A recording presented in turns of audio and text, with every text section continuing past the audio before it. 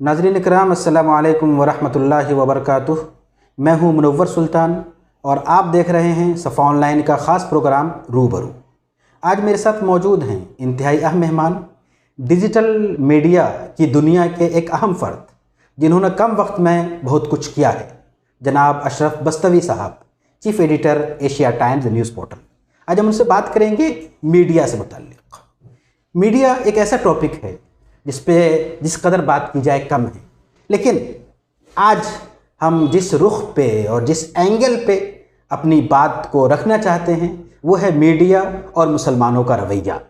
Media के बारे में मुसलमानों का रवैया क्या है, क्या होना चाहिए, और आज के दौर में मीडिया के हवाले से क्या रिक्वायरमेंट हैं, क्या ज़रूरियात हैं। मोहतरम खैर मकदम, आपने वक्त दिया। सबसे पहले ये जानना चाहेंगे कि मीडिया के हवाले से आपने माशाल्लाह काम भी किया है, फील्ड वर्क भी किया है और सोचते भी हैं। ख़ास तौर पे आपकी किताब मीडिया के बारे में बहुत कुछ बताती है।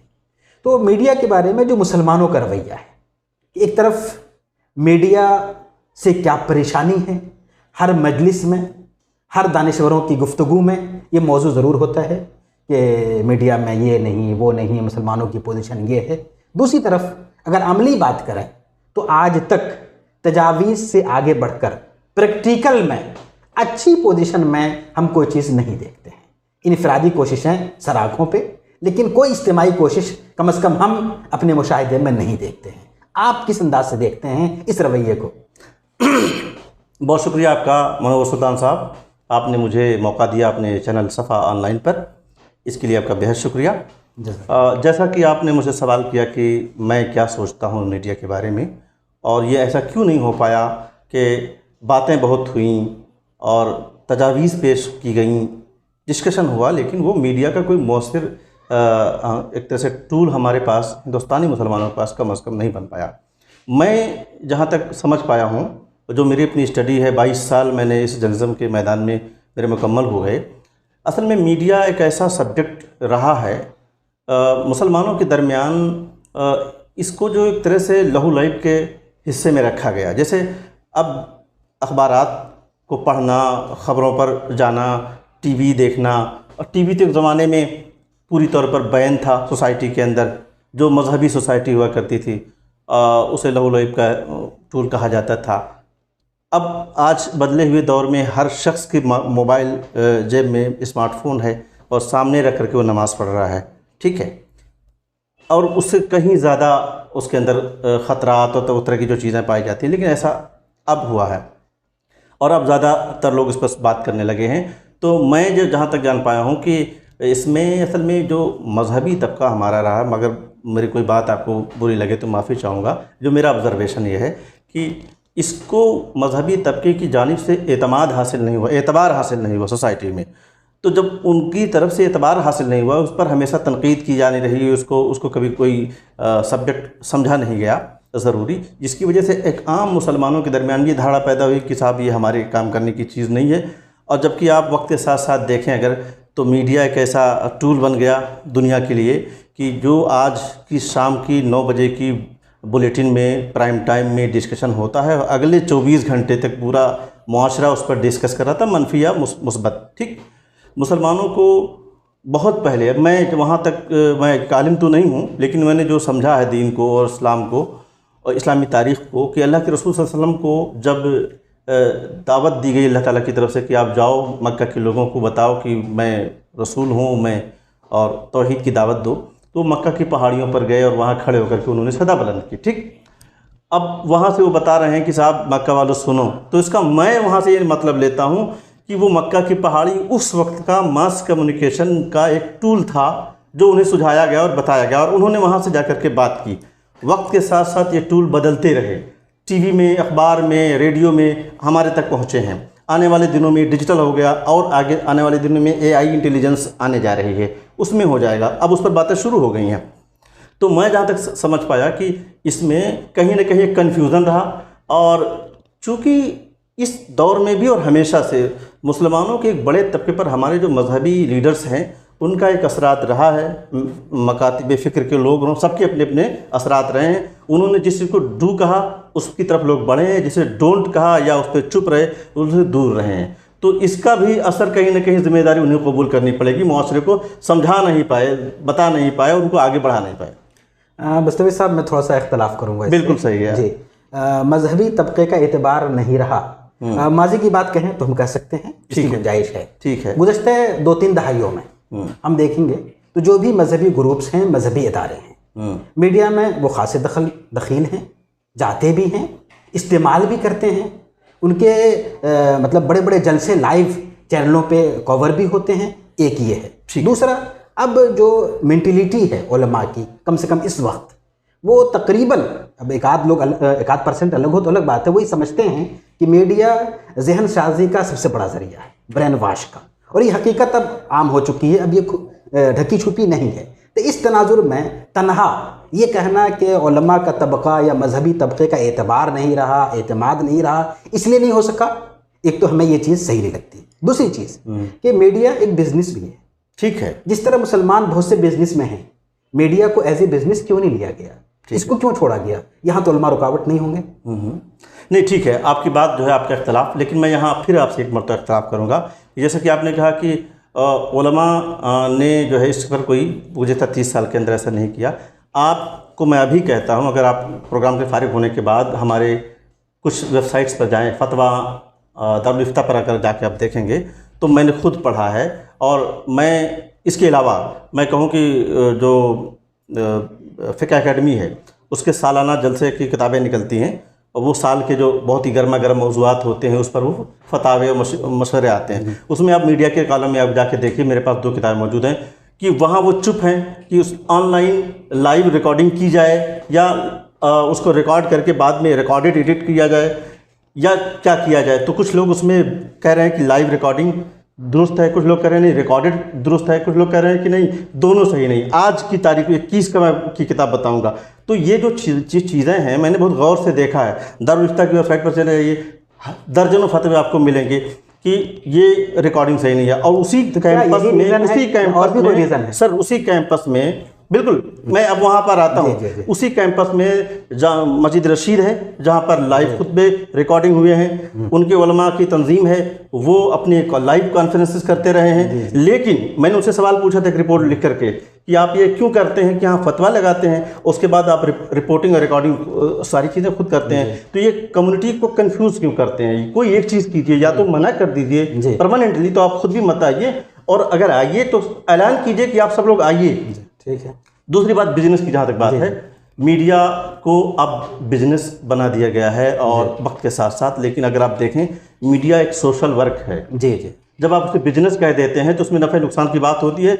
जिस चीज़ में आज मुझे फ़ायदा हो रहा है, जिस स्टोरी को चलाने में कल को मुझे यूट्यूब से पैसे मिलेंगे या और ज़्यादा होगा, मैं उसकी तरफ चला जाता हूँ। जैसे बिजनेस में भी फ़ायदा और नुकसान की बात होती है, और उसमें मॉनिटरी गेन की बात होती है कि माली फ़ायदा किस में है। अगर ये देखा जाने लगा, जैसा कि अब हो रहा है, इसी वजह से मीडिया डिरेल हुआ है। मीडिया एक आवाज़ थी, से आप देखेंगे कि जो पिछले जो लोग थे, जो मुजाहिदे आज़ादी आप देखेंगे, उन्होंने हमेशा, गांधी जी का अखबार निकला, मौलाना जौहर का अखबार निकला, बंद हो गया। बंद क्यों हो गया? कि उसके पास उसे बिजनेस उन्होंने नहीं बनाया, और वो अपनी आवाज़ बुलंद करने के लिए अखबार निकालते थे, और जब तक उन्होंने निकाला। तो मीडिया हमेशा एक सोशल वर्क रहा है, इसको सोशल वर्क के तौर पर ही देखना था। बिजनेस में दूसरे लोग लेकर आ गए और उसकी वजह से खलत मलत हो गया है। अब जो लोग सोशल वर्क कर रहे हैं वो पीछे पड़े हुए हैं, और जो लोग बिजनेस कर रहे हैं, और बिजनेस करने के लिए बिजनेस की जो ज़रूरतें होती हैं सर, तो किस वजह से बिजनेस चलेगा? आज र्यूमर फैलाने से बिजनेस चलता है। आज आपके थंबनेल, अगर अभी इसी मेरे इंटरव्यू का थंबनेल ऐसा लिख दें कि भाई बस्ती दिल्ली से एक सहाफ़ी आया और उन्होंने लखनऊ में आकर के क्या किया, आप देखें, तो हो सकता है कि हज़ारों सैकड़ों की व्यूज़ आपके हज़ारों में चले जाए। लेकिन अगर आप ये लिखें कि अशरफ बस्ती जो एशिया टाइम्स के चीफ एडिटर हैं, उनसे हमने एक ख़ास मुलाकात की है, तो हो सकता है 150 लोग देखें। तो ये गेम बन गया है, और इस गेम में जो लोग हमारे जैसे, आप जैसे लोग, जब ये जो बिजनेस मीडिया है ये उठा, जो जनता की बात करना छोड़ दिया, उनके उसूल उठाना छोड़ दिया, वो उसमें दिलचस्पी लेने लगा कि साहब किस में पैसे हैं, वही बातें करने लग गया, बाज़ार की बातें करने लग गया। तो ये सारी चीज़ें डिरेल हो गई। ठीक है। तो इसी तरह से जब डिजिटल मीडिया उठा तो उसने कहा हम इसका जवाब बनेंगे, यानी हम तमाम लोग उठे और हमने कहा कि हम इसका जवाब बनेंगे जो लोगों की बातें नहीं करता। वक्त के साथ साथ उसमें से एक बहुत बड़ा हिस्सा उसी तरफ वो भी चला गया कि नफ़ा और नुकसान व्यूज़ के और सब्सक्राइबर के खेल में चला गया है इस वक्त। तो एक बड़ी मुश्किल है उन लोगों के लिए जो मीडिया को कम्युनिटी की आवाज़ बनाना, सवाल उठाना चाहते हैं और सवाल जनता के दरमियान से उन लोगों तक पहुंचाना जिनके लिए वो ज़रूरी है, और ख़ुद जनता को भी कभी कभी उनसे सवाल पूछना। हमारा काम है आपका सवाल लेकर के उन तक पहुंचाना, कभी कभी आपके दरमियान जो गलत फहमियाँ हो रही हैं उनको भी सवाल करना। ऐसे लोग आज भी हैं, कम हैं, बहुत कम लोग हैं, लेकिन ये मुश्किल है।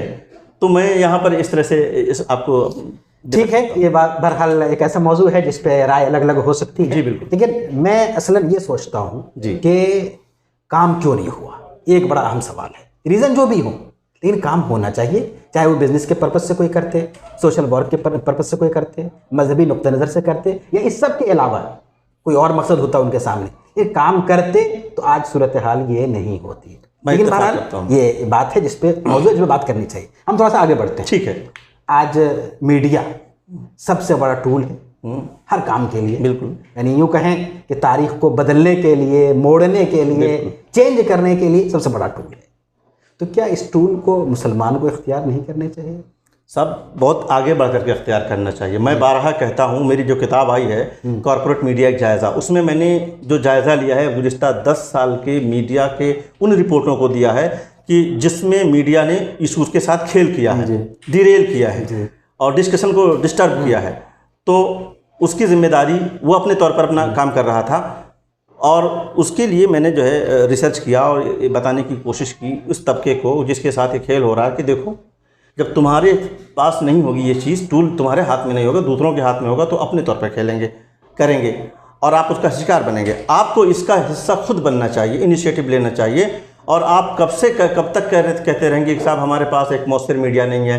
तो हमारे आपके दरमियान अब ये एक्सक्यूज़ ख़त्म हो गया है, चाहे अशरफ बस्तवी हो या मुनव्वर सुल्तान हो या कोई दूसरे लोग हों, कि साहब अब हम नहीं कर सकते। आज हम बैठे हुए एक छोटे से सेटअप में हम लोग काम कर रहे हैं, मैं भी कर रहा हूँ, आप भी कर रहे हो, मेरे जैसे हज़ारों लोग कर रहे हैं। तो आज की तारीख में बहुत आसान है कि हम, हमारे नौजवान और वो जो समझदार लोग हैं वो आगे आएँ और सब आ करके अपने तौर पर इस मैदान में हिस्सेदारी निभाएं, और उस पूरी भीड़ है, उस भीड़ का हिस्से में जा करके खड़े हों।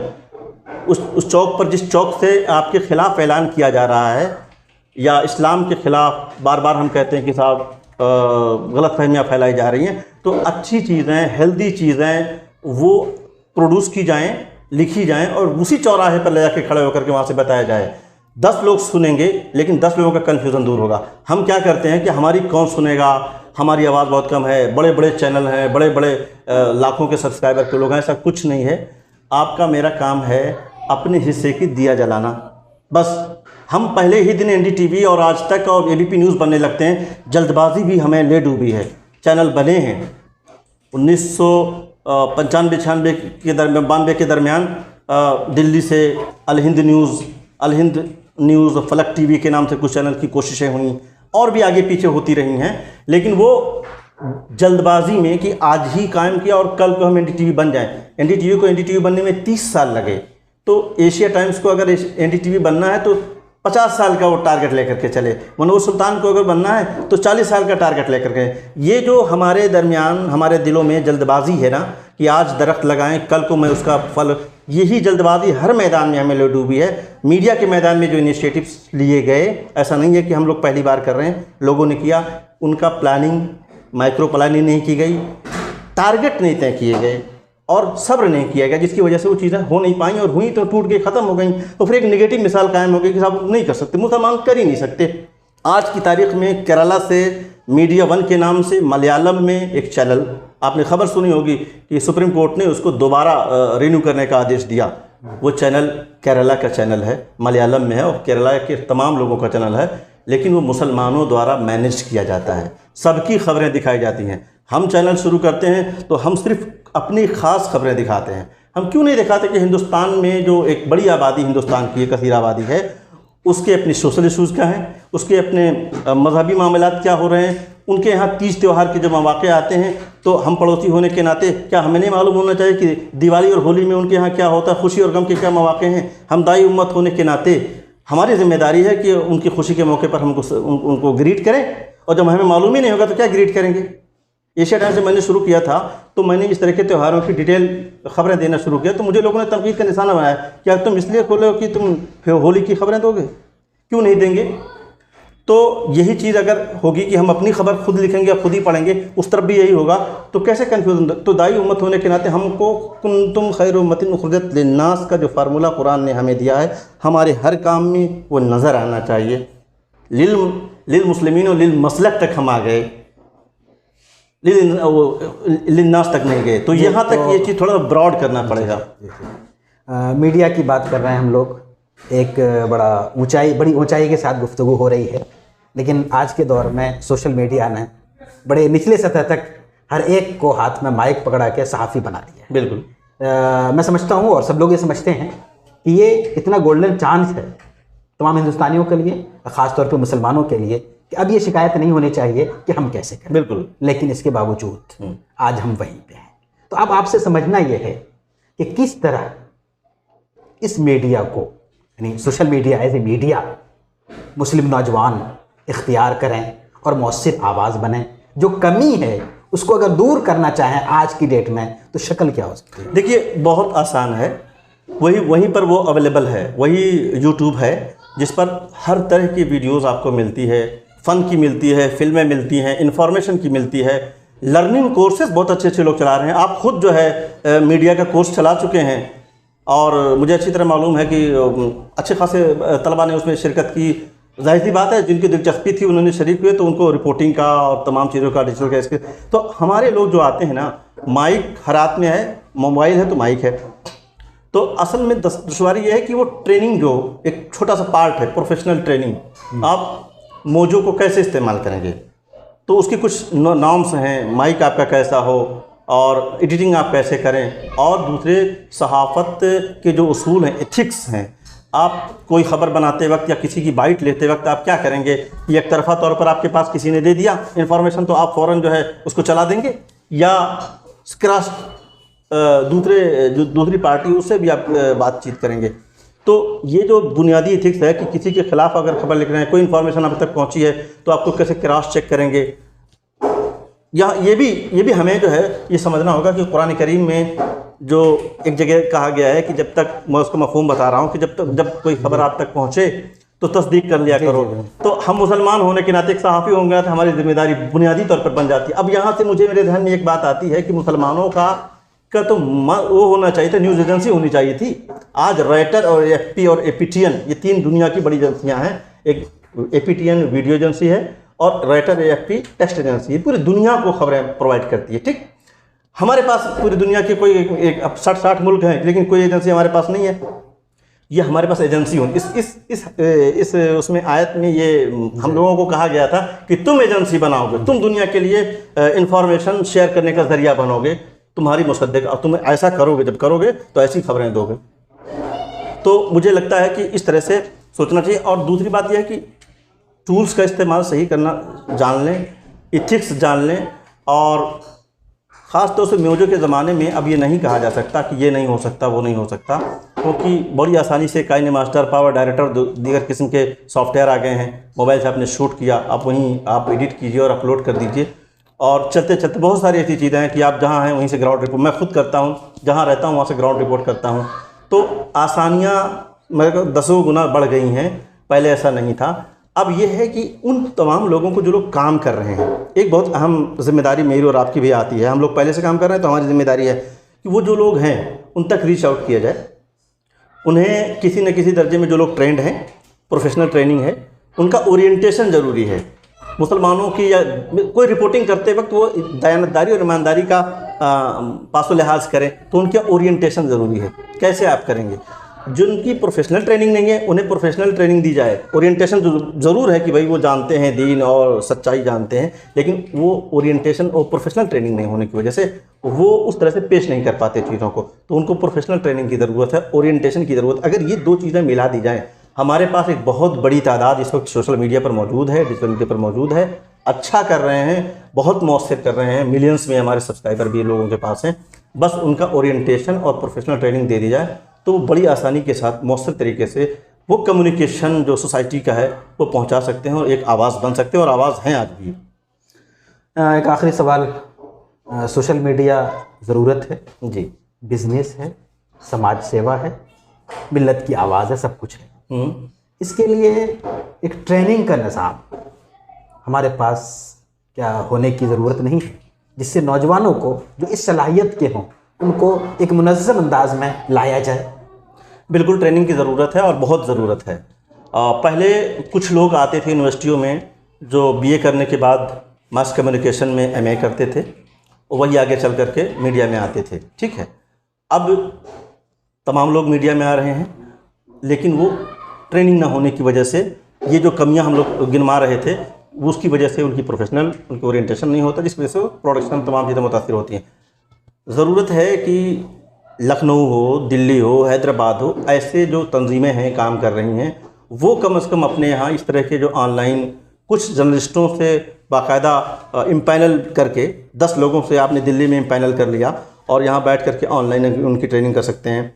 हम दिल्ली में हमने लखनऊ के 10 जर्नलिस्टों को किया और कुछ और लोगों को किया, वहाँ ट्रेनिंग कर सकते हैं। तो ट्रेनिंग एक बहुत बड़ा पार्ट है, ज़रूरत है।